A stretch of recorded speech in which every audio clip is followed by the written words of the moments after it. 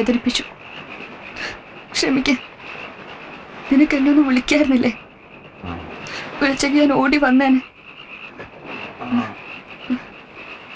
നിനക്ക് കുറിച്ച് എല്ലാം മറക്കാം. എനിക്കോ പോട്ടെ പോട്ടെ.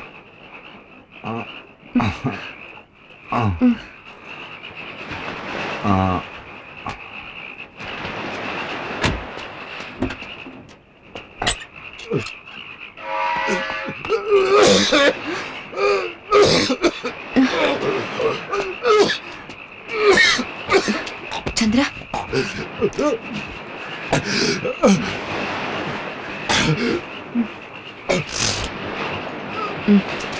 പോകാം.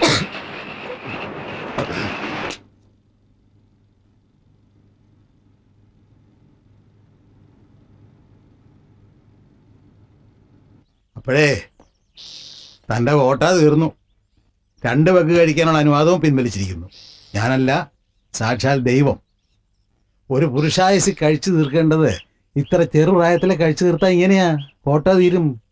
ഈ ലിവർ എന്ന് പറയുന്ന പാർട്ടി വെറും പാവാ. അവനെ ഇങ്ങനെ ഇട്ട് പീഡിപ്പിച്ചാൽ പിന്നെ ദൈവകോപം കിട്ടില്ലേ? ദൈവകോപം ഡോക്ടർക്കില്ലേ? ഇവിടം സ്ട്രോങ്ങാ. പാടത്ത് കളച്ചേർന്ന അപ്പൻ്റെ വിത്ത. Double strong. എന്നാലും 2 കഴിക്കൂ, 2 ലാർജ്. ഈ കമ്പ്യൂട്ടർ സയൻറ്റിസ്റ്റുകളെ ജെന്റിൽമാൻ, അതായത് ഈ തൈരിശാദം വർഗത്തിലാണ് പെടുത്തിയിരുന്നത്. ടൈയും കണ്ണടയും ഫുൾ സ്ലീവ് വെക്കണ്ട അങ്ങനെ തോന്നുക. പക്ഷെ അതിലും പൊട്ടകളുണ്ടെന്ന് ഇപ്പോഴാണ് പിടി കിട്ടിയത്. ഇനിയെങ്ങാനും മദ്യം തൊട്ടുപോയാൽ വെറുതെ മരുന്നിനും ആശുപത്രിക്കൊന്നും കാശ് കളയല്ലേ. ഒരു പ്രയോജനവും ഇല്ല. ഈ കുട്ടി തനിച്ചാവും. അതിനപ്പുറം ഞാൻ എന്താ പറയണ്ടേ?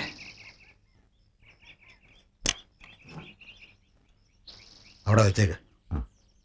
അയ്യോ വേണ്ട, ഇതാ പിടിച്ചേ പിടിച്ചേ. ശീലം കൊണ്ട് പറഞ്ഞു പോയതാ. ഞാൻ കാശ് വാങ്ങും, പക്ഷെ എൻ്റെ കൂടെ ജോലി ചെയ്യുന്നിടയിൽ വാങ്ങാറില്ല. ഐ എം എ പ്രിൻസിപ്പൽ മാൻ. പക്ഷെ മറ്റുള്ളവർ, അവരെ ഞാൻ വെറുതെ വിടില്ല.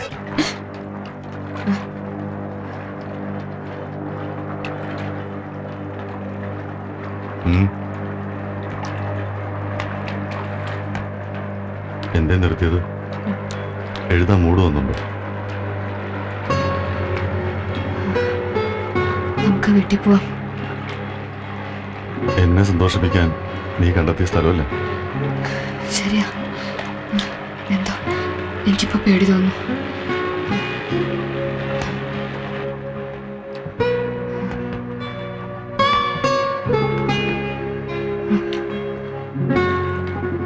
അരുതാത്ത എന്തെങ്കിലും നിന്റെ കൃഷ്ണൻ പറഞ്ഞോ? ആരാ നിന്റെ കൃഷ്ണൻ? ഇന്നലെ വരെ എന്റെ കൃഷ്ണന് ആൾ രൂപമില്ലായിരുന്നു. എങ്കിലും ഞാൻ അന്വേഷിച്ചുകൊണ്ടേയിരുന്നു എന്റെ കവിതകളിൽ. എന്നാൽ ഇന്ന് ഒന്ന് പാട്, ഞാനും കൂടി അറിയട്ടെ അവൻ ആരാന്ന്. നോക്കി പേടിപ്പിക്കാതെ. ഒരു നിമിഷം മതി നിന്നെ എനിക്ക് കായലിലേക്ക് വലിച്ചെറിയാൻ. ഒരു കൃഷ്ണൻ നിന്നെ രക്ഷിക്കാൻ വരില്ല.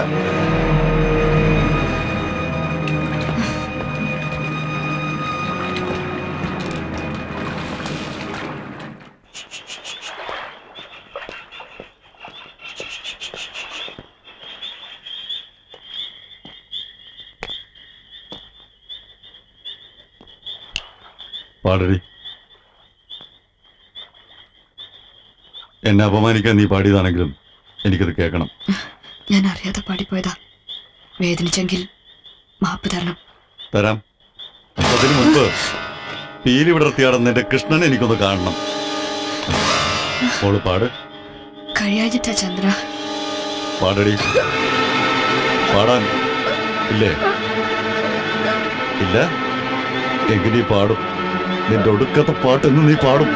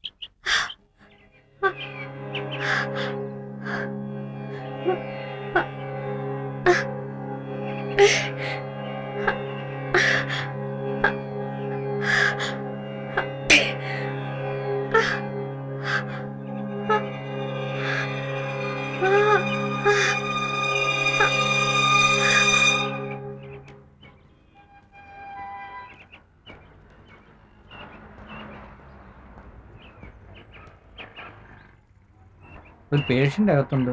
ഞാൻ വെയിറ്റ് ചെയ്യാം. ഓ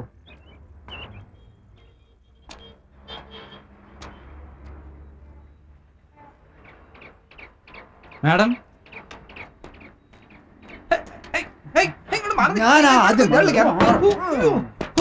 ഇപ്പൊ ചാവൂന്ന് പറഞ്ഞ ഇരിപ്പ് എന്തൊരു ബലം.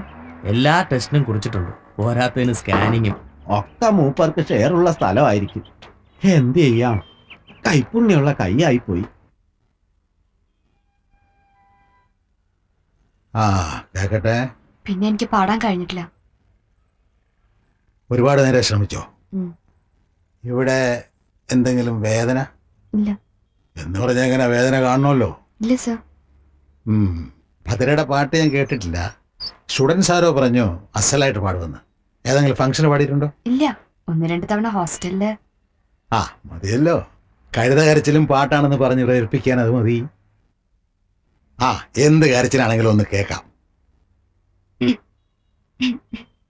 എനിക്ക് പാടാൻ അറിയില്ലെങ്കിലും I am a lover of music. നന്നായി ഞാൻ മ്യൂസിക് കണ്ടക്ട് ചെയ്യും. കാണണോ?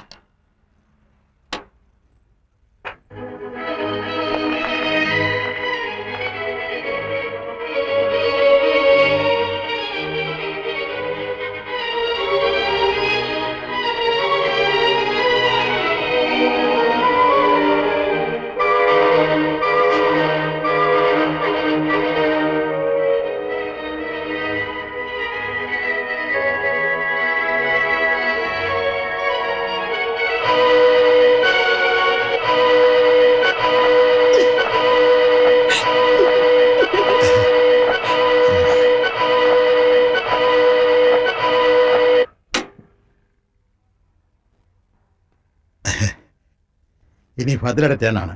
പാടിക്കോളൂ. Come on start. 1 2 3 4.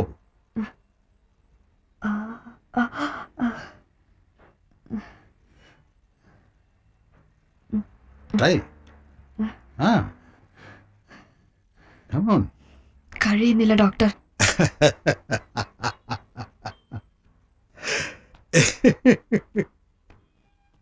താൻ ഇതുവരെ പറഞ്ഞതെല്ലാം ഞാൻ കേട്ടു.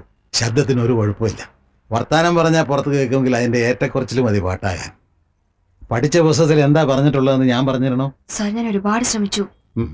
നിങ്ങൾ രണ്ടാളും ഡോക്ടർ ശ്യാം സുന്ദറിനെ കണ്ട് ഒരു കൗൺസിലിംഗ് നടത്ത്. താനൊരു കുഞ്ഞിന് ജന്മം കൊടുക്കുക. നിങ്ങൾ രണ്ടുപേരെല്ലാവർക്കും കുഴപ്പമൊന്നുമില്ലല്ലോ.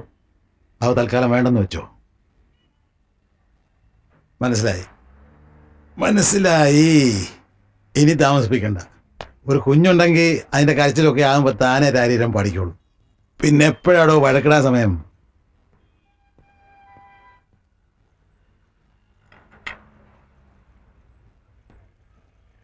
മോളെ എഴുന്നേറ്റോ? എഴുന്നേറ്റു. കാപ്പിയും കുടിച്ചു.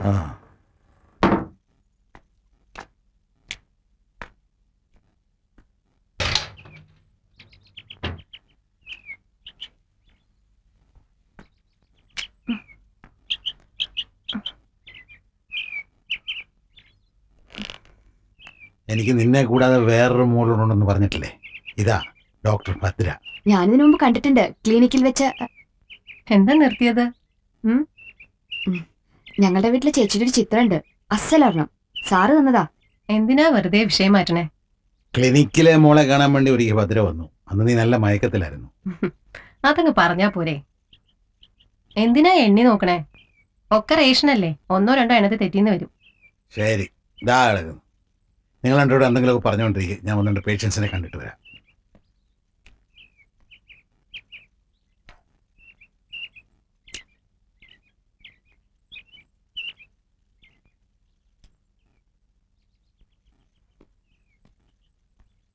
എത്ര എണ്ണം വലിച്ചു തള്ളിയെന്നറിയോ?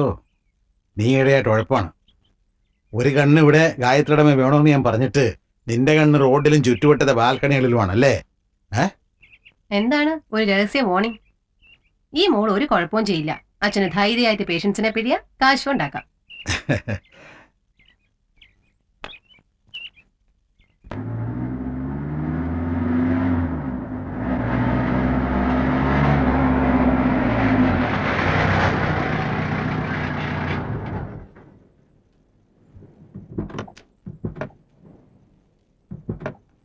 വൈകിയപ്പോ ഞാൻ കരുതി വരില്ല എന്ന്.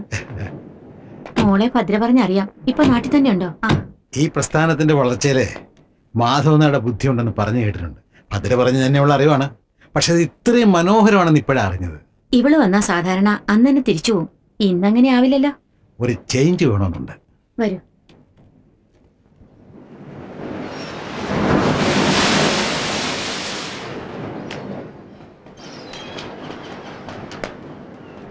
എന്താ ധൈര്യം ചേച്ചിക്ക് ആ പാറമേൽ നിൽക്കാൻ? ഒരാൺകുട്ടിയെ പോലാ ഞാനിവളെ വളർത്തിയത്. ഞങ്ങള് കളിക്കൂട്ടുകാരെ പോലായിരുന്നു. 7 വയസ്സുള്ളപ്പോൾ ഇവളെ എന്നെ ഏൽപ്പിച്ചിട്ട് പോയതാ അമ്മ. ഞാനൊരു പന്ന പോക്കറി ആയതുകൊണ്ട് ഭാര്യ സൂയിസൈഡ് ചെയ്തെന്നാണ് കഥ. താനും കേട്ടിട്ടുണ്ടാവുമല്ലോ. സത്യത്തിൽ പ്രശ്നം ഞാനും ഗായത്രിയുടെ അമ്മയും തമ്മിലുള്ള വിശ്വാസത്തിൻ്റെതായിരുന്നു.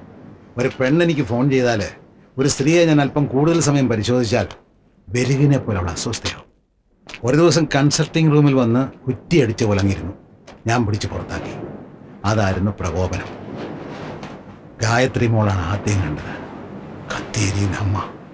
അവളുടെ കണ്ണുകളിൽ ഇപ്പോഴും അമ്മ നിന്നെരിയുന്നുണ്ടാവും. കുറച്ചൊക്കെ മരുന്നും മനഃശാസ്ത്രവും പഠിച്ച ഞാൻ എൻ്റെ മോടെ മനസ്സ് മാത്രം കണ്ടില്ല. ബറോഡെ ചിത്രമെടുത്ത് പഠിക്കാൻ പോകണമെന്ന് പറഞ്ഞപ്പോൾ എതിർത്തില്ല. ക്യാമ്പസിലൊരു വൃക്ഷച്ചോട്ടിൽ കയ്യിലെരിയുന്ന സിഗരറ്റുമായിരുന്ന ചിത്രം വരയ്ക്കുന്ന എൻ്റെ മോളെ ഞാൻ കണ്ടു. ചിത്രം നന്നായിരിക്കുന്നു എന്ന് മാത്രമേ പറഞ്ഞുള്ളൂ. ഒരിക്കൽ അവൾ എഴുതി, അച്ഛനെ കാണിക്കാൻ ഒരാളെ കൊണ്ടുവരുന്നുണ്ട്, ഒരു ആർട്ടിസ്റ്റ്, അയാളോടൊപ്പം അവൾക്ക് ജീവിക്കണമെന്നുണ്ടെന്ന്. ഞാൻ അത്ഭുതപ്പെട്ടു. എൻ്റെ മോടെ തൻ്റെ അടുത്ത് അങ്ങ് ഡൽഹിയിൽ ഭാര്യയും ഒരു മകനും ഉണ്ടെന്നറിഞ്ഞ അതേ നിമിഷം അവളവൻ്റെ കരണത്തടിച്ച് പുറത്താക്കി. അത് കണ്ടു നിന്ന് എൻ്റെ മനസ്സ് പറഞ്ഞു, മിടുക്കി, പെണ്ണായാൽ ഇങ്ങനെ വേണം, നീ അമ്മയെപ്പോലല്ല. പക്ഷേ വാതിലടിച്ച് പൊട്ടിക്കരയുന്ന എൻ്റെ മോളെ കണ്ടപ്പോൾ ഞാൻ നടുങ്ങി. ഞാനാണോ അവളാണോ ആദ്യം മരിക്കേണ്ടത്? ഏത് സംഭവിച്ചാലും ദുരന്തം വളരെ ഭീകരമായിരിക്കും. ഇതൊക്കെ പറയുന്നത് എൻ്റെ ആശ്വാസത്തിന് വേണ്ടി മാത്രമല്ല, ഒരു മഹാദുരന്തത്തിൻ്റെ തുടക്കം എത്ര ചെറുതായിരുന്നു എന്ന് പറയാനാണ്. ഒരു നിമിഷത്തെ സംയമനം, അല്ലെങ്കിൽ ഒരു ഏറ്റുപറച്ചിൽ എൻ്റെ ഭാര്യയോട്. അന്ന് അത് മാത്രം മതിയായിരുന്നു. ഇന്ന് നിങ്ങളുടെ കൊച്ചു കൊച്ചു പിണക്കങ്ങൾ കാണുമ്പോൾ എനിക്ക് പറയാനുള്ളതാണ്. എനിക്കറിയാം ചന്ദ്രൻ തന്നെ വളരെ വളരെ സ്നേഹിക്കുന്നു. താൻ അയാളെ.